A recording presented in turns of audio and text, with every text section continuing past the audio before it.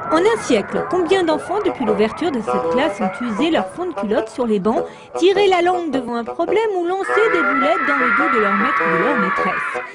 Ginette Bibiche connaît bien cette odeur de vieux bois ciré. Elle est la dernière institutrice à s'être installée derrière le bureau.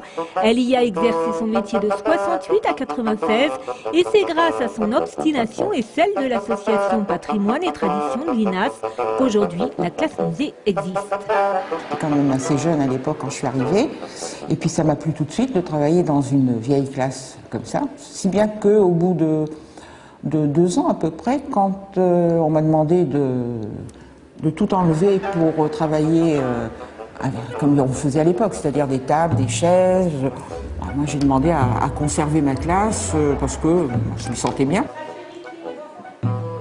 L'école grandissait, elle s'agrandissait et donc ils avaient besoin de locaux. Donc pendant un moment, on a failli perdre la classe, donc il a fallu que tout le monde s'y mette et on a été beaucoup soutenu par la caisse des écoles, les parents d'élèves, tous les gens qui tenaient à garder la classe.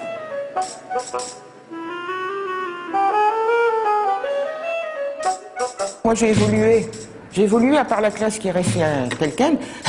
Je ne travaillais pas à l'ancienne, hein. Je travaillais comme mes autres collègues, mais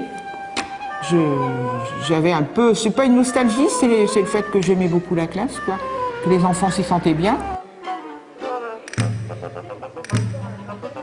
Guide de chant, vieille carte de géographie de la Seine-et-Oise, anciens livres de prix et certificats d'études, des pièces de collection pour certaines exposées et pour d'autres précieusement conservées, dans l'attente d'une vie un peu plus officielle de cette classe musée.